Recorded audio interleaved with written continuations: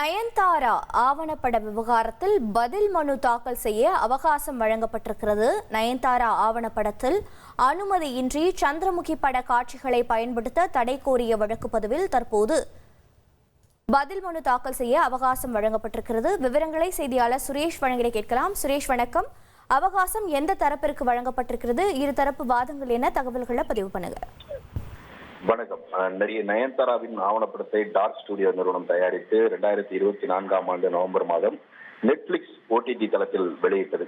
இந்த நிலையில இந்த ஆவணப்படத்துல தங்களுடைய அனுமதியை பெறாமல் சந்திரமுகி பட காட்சிகளை பயன்படுத்தியுள்ளதாக குற்றம் சாட்டி அந்த சந்திரமுகி படத்தினுடைய பதிப்புரிமை பெற்றிருக்கக்கூடிய AP இன்டர்நேஷனல் நிறுவனத்தின் சார்பில் உயர்நீதிமன்றத்துல மனு தாக்கல் செய்யப்பட்டிருந்தது. இந்த மனுல ஆவணப்படத்துல சந்திரமுகி பட காட்சிகளை நீக்க வேண்டும் என்றும் 5 கோடி ரூபாய் இழப்பீடு வழங்க வேண்டும் என்றும் நோட்டீஸ் அனுப்பியும் அவற்றை தொடர்ந்து பயன்படுத்தி வருவதாக தெரிவிக்கப்பட்டிருக்கிறது.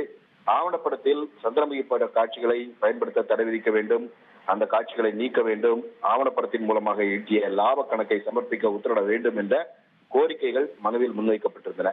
இந்த வழக்கு நீதிபதி செந்தில்குமார் முன்பு இன்றைக்கு விசாரணைக்கு வந்தபோது இந்த பிரச்சனை தொடர்பாக பேச்சுவார்த்தை நடத்தி வருவதாக ஆவணப்படத்தினுடைய தயாரிப்பு நிறுவனமான டார்க் ஸ்டுடியோ நிறுவனம் தரப்புல தெரிவிக்கப்பட்டது. ஆனால் வழக்கு தொடர்ந்த AP இன்டர்நேஷனல் நிறுவனத்தின் தரப்புல ஆஜரான வழக்கறிஞர் பேச்சுவார்த்தை நடந்து வருவதாக இதுவரைக்கும் எந்த ஒரு தகவலும் இல்லை எனவும் இந்த வழக்குல இன்னும் பதில் மனு தாக்கல் செய்யப்படவில்லை என்றும் தெரிவிக்கப்பட்டது.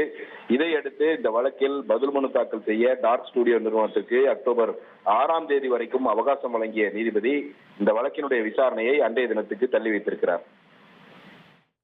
நயன்தாரா ஆவணப்பட விவகாரத்தில் பதிப்புரிமை பெற்றுள்ள AP இன்டர்நேஷனல் நிறுவனம் தொடர்ந்த வழக்கில் பதில் மனு தாக்கல் செய்ய ஆவணப்பட தயாரிப்பு நிறுவனமான டார்க் ஸ்டுடியோ நிறுவனத்திற்கு கால அவகாசம் வழங்கப்பட்டு சென்னை உயர்நீதிமன்றம் உத்தரவு பிறப்பித்திருக்கிறது. விவரங்களை செய்தியாளர் சுரேஷ் வழங்கிட கேட்டோம்.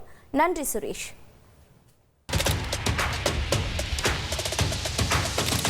அதிமுக்கிய விவரங்களை அனைவருக்கும் புரிய வைக்கும் பாட்காஸ்ட். தவிர்க்க முடியாத முதல் மக்கள் வளைகுடா நாடுகள் பிரான்சிஸுக்கு சம்பவங்களை தேடி களத்திற்கே உங்களை அழைத்து செல்லும் ஸ்பாட்லைட். அங்க இருக்கக்கூடிய கள விவரங்கள் என்ன? அமலாக்கத்துறை கடந்த 5 வருஷமாவே சார் எனக்கு ரொம்ப பிடிக்கும் அவர் வர்றதுக்காக எங்களுடைய நியாயமான கோரிக்கை.